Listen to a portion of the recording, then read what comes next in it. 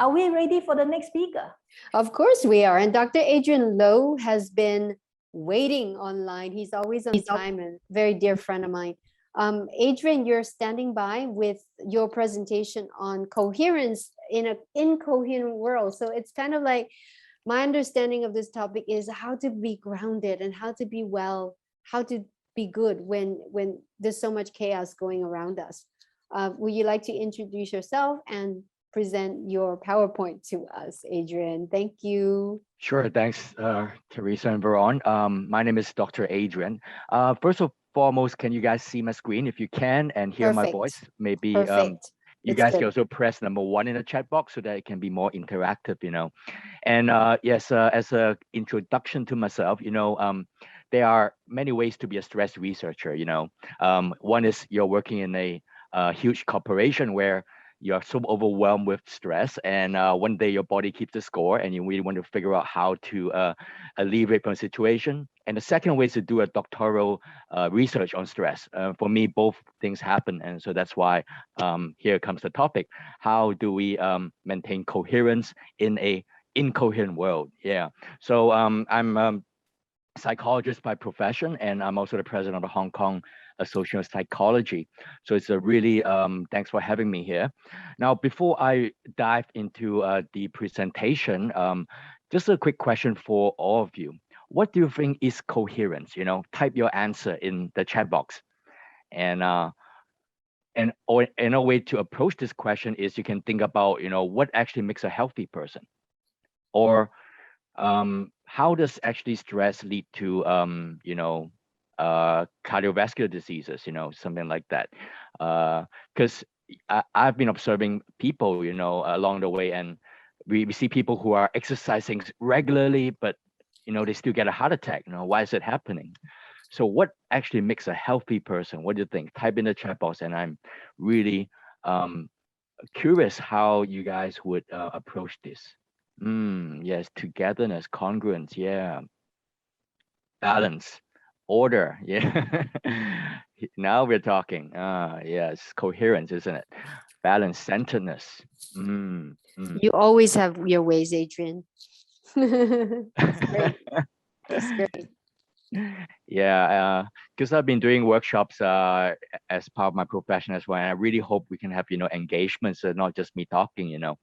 Yeah, interior and exterior and external harmony. Right. Alignment, lucid. Wow, these are very very strong terms, and could be quite abstract as well, I would say. And I think as hopefully this can also set the stage as to get our heads thinking, what coherence really is and how can you apply that in psychology and really helping us to have authentic health. And another question which I probably want you guys to also think about is what do you think are the stress related illnesses out there? For instance, we have I hear lots of complaint from people that they getting a flu, they're having a headache, backaches, or maybe let's do a quick survey just to make it a bit fun. How many of you guys know people who are suffering from backaches? Press 1 in the chat box, press 1. And that definitely includes yourself as well. All right, I see one's coming up. Okay. What about eczema? Eczema, like skin allergies, eczema. Press 2 in the chat box. 2. Eczema. Okay. Wow, lots of 2s coming up. Okay, and what about nose allergy? Always having a flu, sneezing, or they call it the morning sinus. That's 3. Press 3 in the chat box. 3. Okay, and what else? We have constipation. Constipation, number 4. Can't go to the washroom properly. Number 4. Okay, and so these are all the physiological, shout outs from the body. And I think, and one really challenging one as well is number 5, that is obesity. You hear people saying, I want to lose weight, I'm trying all sorts of methods, but I still can't. That's number 5. Okay. That's quite a huge demand as well. Number 5. Okay. And I think from a psychological standpoint, all these are like the byproducts of stress, isn't it? But ultimately, it will also lead to what we call social withdrawal. Like everyone just want to wear a mask, they just want to see people. They want to hide themselves in a room. So that is number 6. Number 6. You just don't want to meet people who knows anyone, anyone, which probably includes yourself as well. I just don't want to meet people. I want to stay indoors, and working from home is a really good thing, I don't have to meet people. Yeah, sometimes as well. So you can see all these are byproducts, and ultimately, if all these are not taken care of, it really ultimately leads to depression. And depression at a worst stage, there's a tendency to even terminate their lives. So hopefully this can start the conversations going. And I just want to, before we go into coherence, I want to show you what's happening in what's happening in the world, whether it's in Asia, Hong Kong, Singapore, or even in the United States or the UK. So this is what I found in 2017, that 64%, 64% of the stress are work-related stress. And wow, 50% of people are having insomnia. They can't really sleep well properly. And 85% having musculoskeletal conditions. And I think it's a lose-lose situation, not just for the employees, but to the employer as well, because it leads to productivity losses in the company, right? And bear in mind, this report was in 2017. And now, 2021, we have the COVID. I'm sure things are getting even more devastating, isn't it? And I was so privileged, to able to, conduct some research in my part of the world, where I'm coming from. I'm from Hong Kong. And 2019, we did a survey to about 700 Hong Kongers, and we found that 70% of people suffering from acute stress disorder. And ASD, acute stress disorder, if it's not taken care of properly, it will lead to PTSD, post-traumatic stress disorder. And again, if it's not taken care of properly, it'll go through the spiral all the way to depression. And 2020, fast forward 1 year, we had the pandemic. Everyone's like working from home. Kids are playing from home, not playing, they're studying from home, and everyone's like, it's like are coerced to be in the same space, right? And we hear lots of remarks saying that, oh, I really can't cope with the stresses at home, and we're just going bonkers, so I think these are what the stresses that we're experiencing right now, isn't it?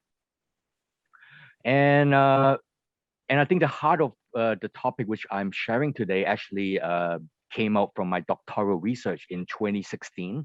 And you can see that the workplace stress is an emerging global problem, not just in where you're living, is actually globally. And it leads to monetary losses as well, cardiovascular diseases, depression, injury. And what's really interesting from my research point of view is that I found that, as psychologists or stress researchers, there aren't enough objective stress measurements out there. I mean, sad to say, historically, over the past 30 years, psychologists have been using what we call the fill in the blank kind of questionnaires, like asking people, how do you feel today? 1 to 10. 10 is like the most stressful, 1 is least stress, something like that. And I think my query is this: how do we know whether that's accurate? For example, if you drink a cup of coffee or having a drink or something, maybe your body will be influenced by the ingredients you're consuming, and you feel so energetic, but actually deep inside your body, it's like yelling at you, hey, it's screaming, we need to rest, but your body gives kind of like a false alarm. So the question is, how do we know whether the tools that we're using are objective? So that was actually the background of the heart of the research which I was doing. And even in 2012, someone that made a bold statement that even with all the advancement in medicines, clinicians, we don't have a good tool to measure and compare people's stress. And I think that also answers the question, what really, really makes a person healthy, right? It's not just about doing exercise, isn't it? And to start the ball going, I just want to, ask you guys another question. What are you going to do if, let's say, you are being chased by a lion? Think back, in the medieval times, you're living in a wild forest, like Adam and Eve, a lion is chasing you. What is your reaction? Type your answer in the responses, please.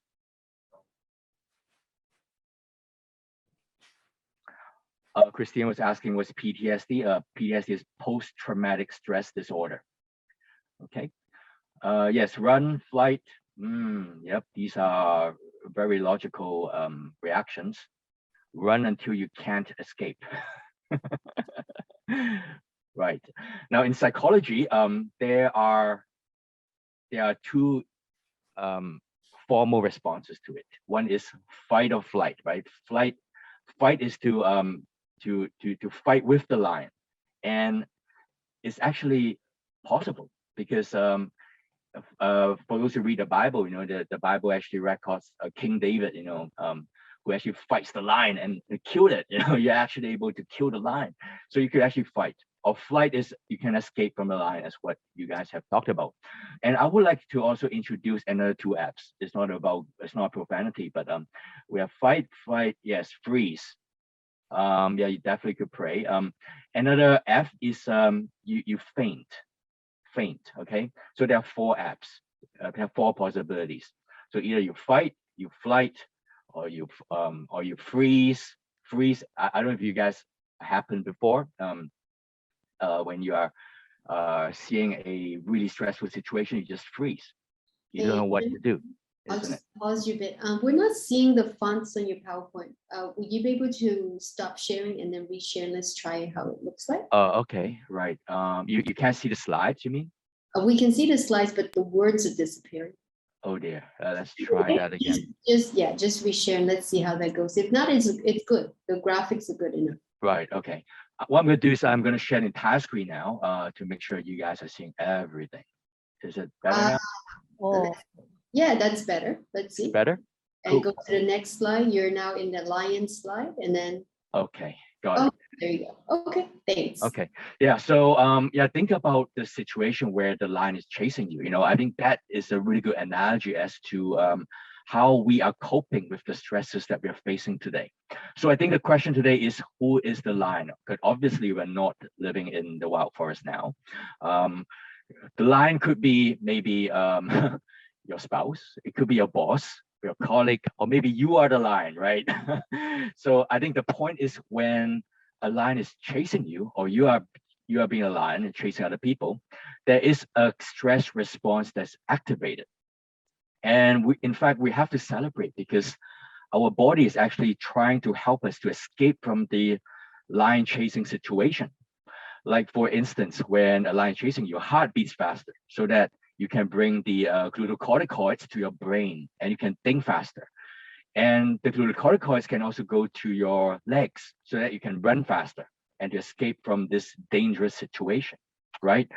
But think about it, certain parts of our body don't need the glucocorticoids, because that's not going to help us to run away from the lion, right? For instance, our sex hormones don't need it when you are being chased by a lion. You don't need your stomach, your intestines don't need the glucocorticoids, because you are running from, you don't eat, it doesn't make a point where you're eating while you're running from a lion, right? So therefore, our body actually responds appropriately based on the stresses that we're facing, right? But I think the point I'm trying to make is this. Right now, what's really happening is we are kind of like being chased by a lion 24/7, right? And that is like, our brain is constantly being pumped with the glucocorticoids, and our legs are being pumped with the glucocorticoids as well, right? But on the other hand, other parts of our body system are not getting the nutrients that's required. So I hear patients telling me that, hey, I just got married. Why can't I get a kid? So the first question the Chinese medicine doctor would ask the patient is, are you eating well? A really smart question, isn't it? Because based on the theory, if you're having stress, your intestines wouldn't be functioning properly. You wouldn't have the appetite to eat well, right? So if you're eating well properly, if you don't have the appetite, it's clearly a sign of a lion is chasing you, isn't it? So as a summary, you can see when a lion is chasing you, your heart rate increase, your blood pressure increase, you breathe faster, oxygen glucocorticoids go to the brain and the legs, and the blood flow is reduced to the unnecessary organs, right? And the next point is really interesting. It's called increased blood clot. And that actually could explain how stress can ultimately lead to cardiovascular disease like heart attacks, strokes, or even cancer. Okay. And a little bit of medical school here. You can see inside our blood vein, there's what we call a bifurcation. One becomes two, right? And what's really happening is this: when you're being chased by a lion, the body will start to pump more white blood cells. And you know the function of white blood cells is to actually repair from any injuries that the lion might probably be attacking you. And what's really happening is that the white blood cells will keep bumping on the bifurcation, and you can see it causes a huge bump that appears at the two-way pathway. And as time goes by, this big bump over here, it starts to disintegrate itself. And what's really scary is that this white matter starts to go through the bloodstream. And you can imagine what happens when this white matter goes to your brain. You get a stroke. It gets your heart, you get a heart attack. So you can see this can be I would say, a logical explanation how a severe stressor like a lion that has been prolonged for a long period of time can ultimately lead to a heart attack or stroke and severe illnesses. All right, here comes an IQ question, a quiz. So in my doctoral research, I've been researching the heart. And as you can see, there are two people here. On the left, there's person A, and on the right, there's a person B. So person A, the heartbeat sounds like this: bum, bum, bum, bum, bum. While person B, the heartbeat sounds like bum, bum, bum, bum. It's really consistent. So make a guess. Who is healthier, person A or person B? Type your answer in the chat box.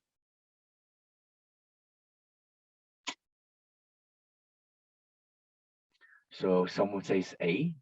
How about the rest of you? A?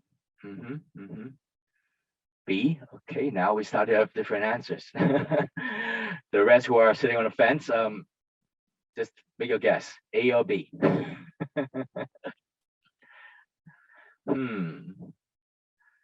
So it seems like there's more A than B, isn't it?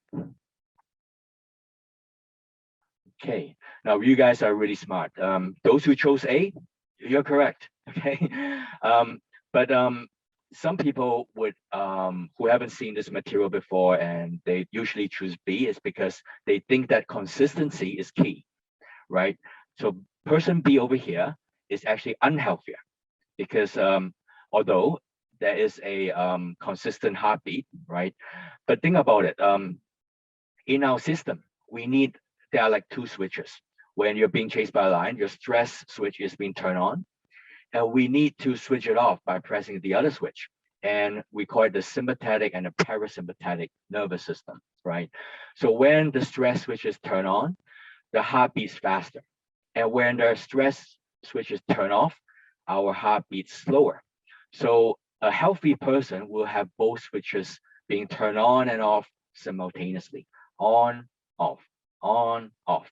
So when that happens, the heart beat faster and slower, faster and slower. And that makes a healthier person having exhibiting the image on the left, right? Inconsistent heartbeats. So therefore, inconsistent heartbeats actually makes a person healthier. So that's the key point. Okay, let's see the next slide. Okay. And what's really interesting is when I was doing the research on stress, um, I have to give a full credit to the father of the stress theory. And you know who he is? He's actually not the person at the toilet bowl. His name is Hans Selye. Um, and historically and humorously, Hans Selye is a physiologist. And you know, physiologists love toilet bowls. And in fact, they are wild about toilet bowls. And they would dream about toilet bowls and they really love them. Because toilet bowls actually teach us everything you need to know about the body as far as physiology is concerned. And here's what happens in the toilet bowl when you take the lid off. So picture yourself like this guy. He goes to the washroom, and after you're done with the business, you flush the toilet, and you get a problem. That problem is the depletion of water. So the toilet bowl is dehydrated and it needs to be filled with water. And fortunately, you have a source of water, the water spraying out, known as the secretion of water, because there's a pipe there that secretes the water. So it is doing something that's necessary, secreting the water, and water is pouring out. And eventually, the water level begins to rise. And at this point, there's something in the toilet that senses what the level is, and it's the water in the system, known as the system sensor. And there's a flotation device there which begins to go up. And the next thing is there's a critical feature known as the set point. And the set point is able to set the optimal level of water, so knowing how high the water should go before it turns off the water. And the final thing is a mechanism that signals the water height, that the sensors of the floating dinghy, and it transduces that we have got the water, and it tells the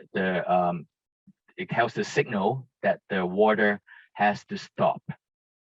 So what we have here is what the toilet engineers or Hans Selye would call the negative feedback system, which sends a signal to the system that we have reached a set point to turn off the secretions.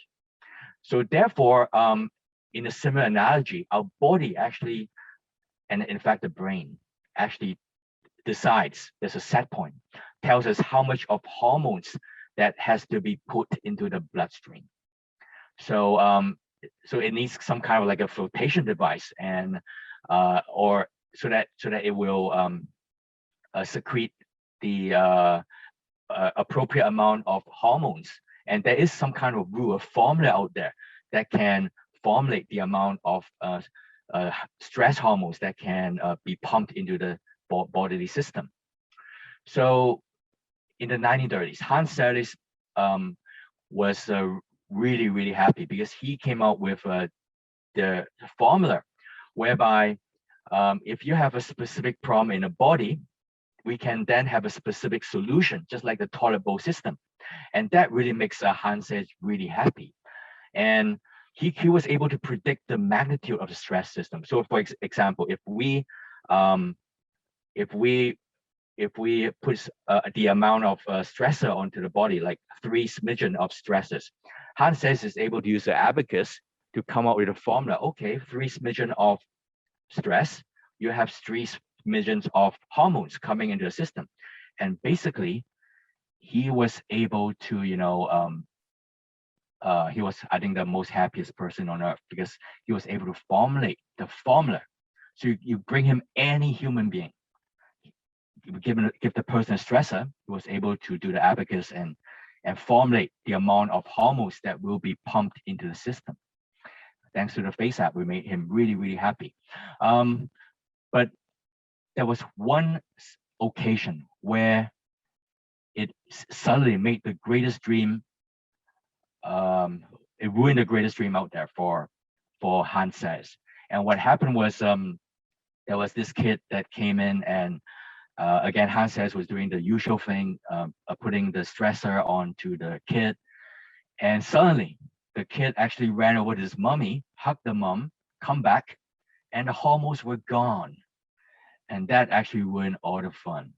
And Hans Selye was flabbergasted. So I think this actually made definitely made no physiological sense, but we can formulate this theory that we smart human beings, we have the cleverness to turn on or turn off the stress response to the circumstances that make no physiological sense at all. So after that incident, there were lots of experiments that were done on the rats. So at Rockefeller University, this was pioneered by one of the stress researcher called Jay Weiss. He actually took a rat, like the rat on the left, and shocked it. So what really happened was the rat ultimately developed an ulcer, right? And let's look at rat number 2. So rat number 2, we gave the exact same shock, and we also gave the liberty for the rat to bite onto some wood. And lo and behold, there was no ulcer being developed in rat number 2. Now let's look at the second experiment, the images on the right. So again, we gave the same shock to rat number 1. And again, there was nothing to bite on for rat number 1, except for a friend, that's rat number 2, in the same cage. And rat number 1 actually ran over to rat number 2 and bite on rat number 2. So my question to you is this: who got the ulcer, rat 1 or rat 2? Type your answer in the chat box.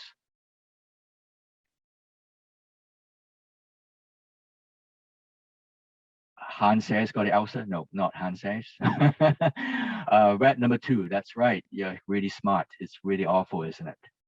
And although it's awful, but I think this actually reflects what's really happening in the real world, isn't it? And that is what we call displacing aggression. So we actually have what we call a scientific measurement, how much stress that can be inflicted on the body, which can then allow us to formulate the amount of stress that the body has to manage. And that was pioneered by Hans Sayers. And next we have what we call an outlet. So definitely we need an outlet to displace the stress, just like rat number 1. If you don't displace the stress, you're gonna get some form of ulcer. And this ulcer can be translated in the city illnesses, which I was talking about, the flu, the back pain, and all the pains that we have in the body, right? And again, if it's not properly managed, if we don't really have an outlet, I mean, we really need an outlet, isn't it? And sometimes if we have a rat number 2 in our lives, we will displace the aggression onto what we call an innocent bystander. And that's, I think, the most efficacious thing that a social animal can do in order to feel less stress. So I think the point that we can bring home is what's your outlet? We definitely need an outlet to manage these unmanaged stresses. And that's really interesting, isn't it? Because as what Hans says has ultimately formulated was we actually have a really smart system. We have a supercomputer that can actually help us to appraise the stressful situation so that our body would react differently. So I think that brings us home to the point today. How do we what is coherence, and how can we maintain coherence in an incoherent world of when we have the world of stresses happening? So there is a work being done by this guy called Antonovsky, and he actually came up with the idea of the sense of coherence. So let's just take this home a little bit. A sense of coherence as in SOC. So his hypothesis is this: when we have a sense of coherence, we are able to build better resilience, and our body is going to foster more positive, healthy states. And in other words, when we have a great sense of coherence, and you can see when a person who is having more positive emotions, the heart beats a certain way. And when a person has negative emotions, the heart beats in another way. So therefore, the image on the left is saying that when we have unmanaged emotions, our heart beats in a certain way that is going to be unhelpful to our brain functions. While on the other hand, if we have more positive states like calm emotions, things like appreciation, joy, it's going to have a great impact on our brain. And that is what we call coherence. So SOC, sense of coherence, can help individuals to cope with unhappy experiences or stressful situations. So basically, SOC has three main points, and that is CMM, not the CNN, but CMM. C is comprehensibility, that how we make, whether we are aware of the situation that we are in. So that's awareness, that's very important. And the second one is M, that's manageability. Are we able to manage the situations? And number three is, are we able to have clarity, making meaning to what we are experiencing? So this is really important. So with CMM, we are then able to turn off the stressors, right? And we are able to, see things in a more objective point of view. And when we have a more objective point of view, we're able to, think of better solutions to alleviate from the situations. And it's like mind over matter. So in a summary, you can see that when we have a greater sense of coherence, we are able to manage our emotions better. That's on the left, more positive emotions. And then we are able to sleep better. We're able to manage our stressful situations better, whether we're working from home or in the office.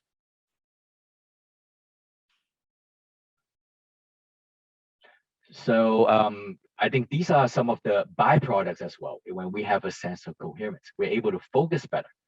We're able to be more into the meetings that we have when we are at a meeting at a workplace. And that actually brings us to having better sleep, and better sleep will have better outcomes of long-term memory, like bringing from the memory from short-term to long-term, right? And we have more speed and accuracy now in terms of responses. Okay, so who wants this? If you want this, press 1 in the chat box so that we can show you the way, how we can build better sense of coherence, and then we can have better outcomes as well. So therefore, SOC is really, really helpful, bringing changes to our perceptions and our cognitions. So basically, this is the nutshell of SOC, that it will improve our performance in different situations that we are in. And it will bring down the anxiety that we used to have. And at the same time, it will increase our reasoning skills and our decision-making skills as well. So SOC definitely needs practice. And afterwards, I'm going to introduce a few ways how we can increase our SOC. And that has also to do with making changes to our physiological patterns, our emotional state, and our cognitive aspects as well. So it strengthens our brain. It brings in more clarity in terms of the comprehensibility, bringing meaning to what we're doing, as well as how we're going to manage it. Okay, so without further ado, here comes the practical point. So the first way is, how do we bring the clarity or the meaning, right? And if you have access to some paper, I would invite you to grab a piece of paper and a pen. And what you can do, you can draw 2 circles on the piece of paper. And this is what we call a cognitive donut. And this is an exercise which you can do it on yourself, so you get more self-awareness, or you can use this with your loved ones or your friends or with your clients. And after that, you can ask yourself or the other person to think about what are the issues that they're facing that's bringing them exhaustion, that they are bringing them some form of depression, anxiety, or they feel isolated. So that they don't have to, you don't have to bring these words in the inner circle, but think of the issues that is making you feeling sense of exhaustion, a sense of depression, sense of anxiety, or sense of isolation. Okay, write it in the inner circle.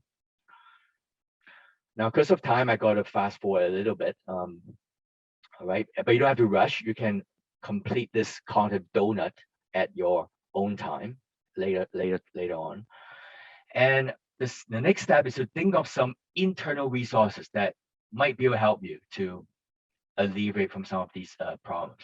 So these are some examples. So it could be doing some reading, or it could be doing some exercise or meditations, or making a phone call, or eating better, setting boundaries, right? These are some examples. Something that is within your internal capacity that can help you with some of these issues. And step number 4, that is to tap into some external resources. So it could be some friends that might be able to help you, or joining a gym membership, or networking with some people, getting supervised for some of the work-related issues that you might be facing. Okay, so that's step number 4. So remember the internal resource and the external resource, and finally you connect the dots. Connect the dots between the issues that you're facing to the internal and external resources that you have. So once you've done that, it's like you're telling the brain that I did it. There is a way out. I'm able to manage it. I'm aware of these issues that I'm facing, and this is how I'm going to do it. Okay, so that would increase the sense of coherence. All right. So again, apologies because of the time constraint that I have. So that is one tool they can utilize. And what's really interesting is this. Historically, we are not able to see emotions. Like, how do we see anger? I mean, obviously, you can see the behaviors of a person who's angry, but other than that, there seems no other way. And I was really fascinated when I see how the heart can actually make emotions visible.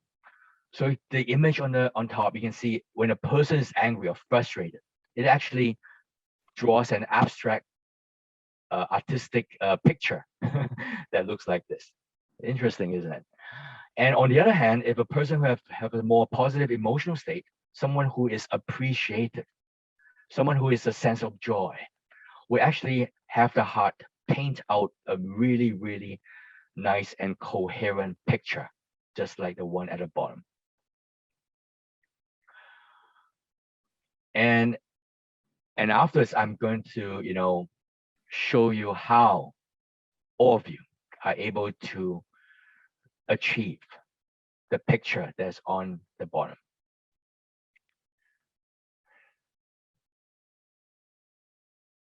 Okay, and I think this also help us to conceptualize everything is what we call the 3-part brain. And anyone heard of the 3-part brain before? Press yes in the chat box, so I know so where you guys are coming from. Now, what's really interesting is that we actually have what we call a 3-part brain, and I'll just kind of like make it really fast and quick. The first part of brain is something which animals or even amphibians, including human beings, we have, and it's known as the hunger instinct. And that's the first brain. When we're thirsty, when we're hungry, the first brain will tell us that, hey, get some food, get some water. And thank God that we are not just living by the first brain, because if we're just living by the first brain alone, when you go to your restaurant or favorite restaurant, no one will be queuing up. Everyone will just be grabbing the food, So that's the first brain. Now, the second brain is known as the emotional brain. And we have to be grateful that we have the second brain, because it's the second brain that tells us what we like and what we don't like. And it's the second brain that tells us, hey, I don't like this thing. It makes me frustrated. It makes me irritated, And that gives us an awareness of the thing that we like or we don't like, right? And we have choices. But I think the thing that we have to be aware is sometimes we live too much on the second brain that we make decisions based on emotions. Now, certain animals would have a second brain, and I think some of you guys might know. Cats and dogs, they have the second brain. So imagine when you go back home and your dog welcomes you, when you come back home, they're so excited, right? Anyone has a dog that welcomes you home and giving you a sense of excitement? Press 1 in the chat box. Ah, exciting, isn't it? Because the dog is really clever. Because the dog has emotional brain, and he or she remembers that when you come back, you are going to bring food to him. So the emotional brains remembers it. But on the other hand, we need the third brain, which no other animals have the third brain. Only human beings have the third brain. And this third brain is also known as the cortex, is in this part of the brain. And it's to do with thinking, problem solving, goal setting, and planning. And sometimes when we are not using the third brain, what happens? We make stupid decisions. And sometimes we regret after making a decision later on is, oh my gosh, how could I have made such a stupid decision, right? And that's, and a way to explain this is because the third brain wasn't functioning at the point of decision making. So therefore, we need to have a sense of SOC so that the first, second, and third brain are working coherently, working together, right? So therefore, we need all three of them. Now, another way to enhance the SOC is to be aware of the looping thoughts that we have. Like sometimes we might have, like the previous speaker, remember he talked about 16 years old saying that I will never achieve this. I will never pass the test. I will never do this. I will never do that. I feel so stupid. So these are what we call looping thoughts. And there's a term for this, and it's called ruminations. And I'm sure you guys have heard of the opposite of that. That's called meditation. So rumination is like putting a thought, a negative thought in your mind, and you just keep playing it. Press the play button, it keeps looping. I'll never get this done. And you play again. I'll never get this done. I'll never get this done. So that's rumination. So we have to do the opposite. That's meditation. We put a positive thought and we keep looping it 24/7. And it could be for those who are Christians, right? You can do Bible verses, or those who are Buddhism, you can do meditations like body scans, or meditate on a certain motivational positive statements, so that's meditations. Okay, and by doing the meditation, it can also help us to traverse from the frustration state to become more appreciating state. So in a way, our SOCs goes up, our emotional states changes at the same time, right? And I just can't help but to share this really great research that's been done between a boy and a dog. So what we did was we put biofeedback tools on the dog and the boy, and we told them to go into the room.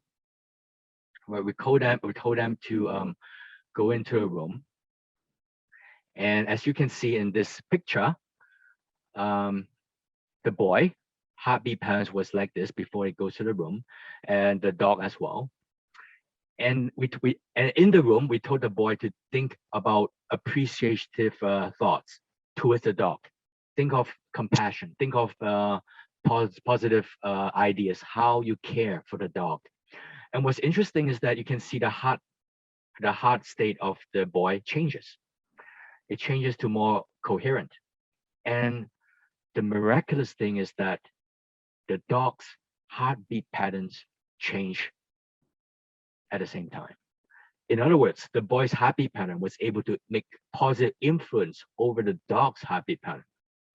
And again, they're not touching each other. There was no physical contact between both of them. And as they left the room, their heartbeat patterns changes and the emotional state changes as well. So I think what we can bring home from this research is this. If we are able to make positive changes on our heartbeat patterns before we go to any meetings, whether it's a social setting or in a corporate setting, we are then able to have a positive influence over your co-workers' heartbeat patterns as well. I think that's a game changer. All right. Is this fascinating? If yes, press 0 on the chat box so that I know that you love this. So this is a very scientific way of how we can make changes, not just in our own emotional state of physiological state, but we can also scientifically make changes to the people around us. And that is a game changer. Okay, so what I'm going to do now is I want to invite all of you to participate in this 3-minute body scan. And what I did is I'm going to combine it with some other interventions that can help you to achieve the number one state, the appreciation state, and making change to the SOC. Are you guys ready? If yes, press 2 in the chat box so that I know I can begin. Okay. So first of all, I would like you to close your eyes and take a few deep breaths. Allow your mind to clear. Just breathe slowly and calmly. 2, 3, 4, 5, and exhale. 2, 3, 4, 5. Inhale. 2, 3, 4, 5. So breathe at your own pace.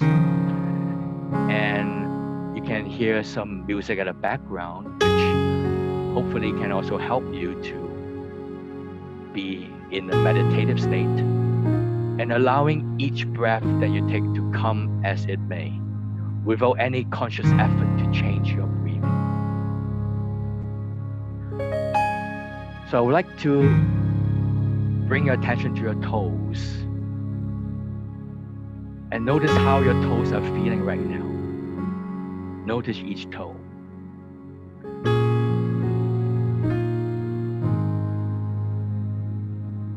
Try to notice the temperature of your toes. Can you feel anything touching your feet? Maybe it's the sock or the floor or the air. So notice how your feet is feeling inside. Is it heavy or is it light? Or is it loose or tight? You don't have to give an answer. These are just passive observations because we are just an observer and we're not providing any input at all. And let's continue to scan up to our ankles and breathe in. And as you breathe, imagine that your breath is penetrating your heart. Penetrates your heart. And as you breathe out, it goes through your heart as well. And slowly move up to your lower legs and observing how your lower legs are feeling. Completely passive observations, not trying to change anything at all. And mentally scan your knees and note how your upper legs are feeling. And slowly move up to your hips and your lower abdomen. And moving all the way to the center of your body, to the level of your belly button, scanning your body and noticing the core of how your body is feeling. And notice your middle back. Scan the sides, your chest, your upper back.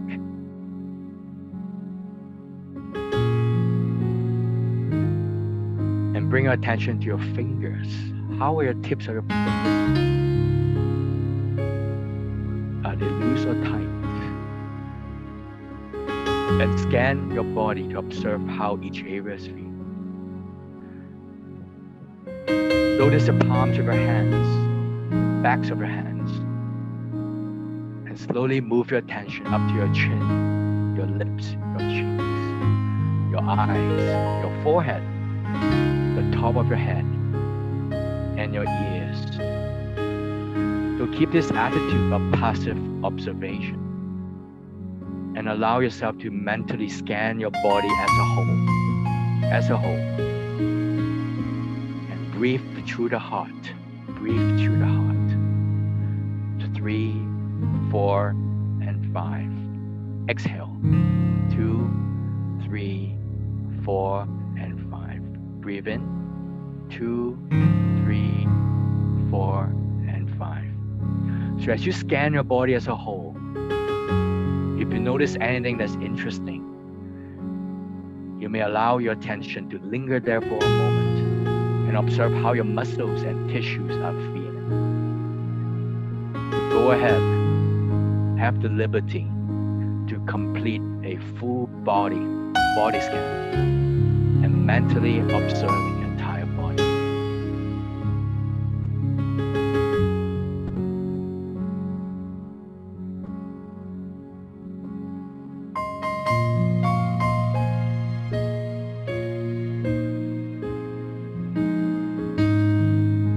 And the final step is I'd like you to think of an appreciation feeling. Try to think of an appreciation feeling. For example, for me, I really appreciate how the hosts, such as Teresa and Veron, they have brought all of us together. Kind of like a divine intervention, isn't it? That we are all brought into this space together and that we are able to be aware of the things that's happening around us. I appreciate this. So keep this appreciation feeling as we continue to breathe through the heart, 2, 3, 4, and 5. And exhale, 2, 3, 4, and 5. Let's take 3 more breaths. Breath number 2. Breathe in through the heart, appreciation. 3, 4, and 5. And release, 2, 3, 4, and 5. And final breath. Breathe in through the heart, 2, 3, 4, and 5. And exhale, 2, 3, 4, and 5. And bring your attention back into this room and open your eyes. How do you feel? Welcome back. If you're not back, it means that I've successfully put you to sleep, and that's a good thing as well. So type your feedback. How do you feel after this kind of like 5 minutes SOC interventions? Such a great session, Adrian. I'm sure everyone's going to type number 1 in the box, right? Number 1 means you feel brilliant, relaxed. Awesome. Yes. Number 1 is relax. If you're not typing, it means you've fallen asleep, which is very good as well. Yeah. Okay. So I just want to wrap up a little bit over here. Sure. So congratulations, you made it this far. That you have kind of like understood the concepts, right? From how stress actually evolved and how our body is trying really hard to help us to alleviate from the situations. And we know about the SOC, the meaning, comprehensibility, and aware clarity, right? Clarity and manageability, right? The 1C and 2M, CMM, okay? And how we can stretch this further is you can think about the 7 dimensions over here. And again, I'll leave this to you for further unpackaging it, right? That SOC can also be brought into the social dimensions, the emotional dimension, your physical dimension, and the spiritual dimensions, like what you really want to do, your remaining time on earth, what do you really want to make an impact on this world, right? The spiritual aspects, vocational aspects, what something to do with your career, the environment that you can in, right? And as well as the intellectual, your mental capacity. How are you going to, enhance your mental capacity? So SOC can be put forward into these 7 unique dimensions as well. And if you're interested to pursue further research together with me, I mean, that's not the end, it's just a starting point, because we're still very preliminary in this research in terms of the SOC, right? How we can bring this further into these 7 unique dimensions. You can get in touch with me, and my contact is in the next slide over here, adrian.low@hkpsy.org. Okay, and at this point, that's a wrap up for me, and I'll open the floor.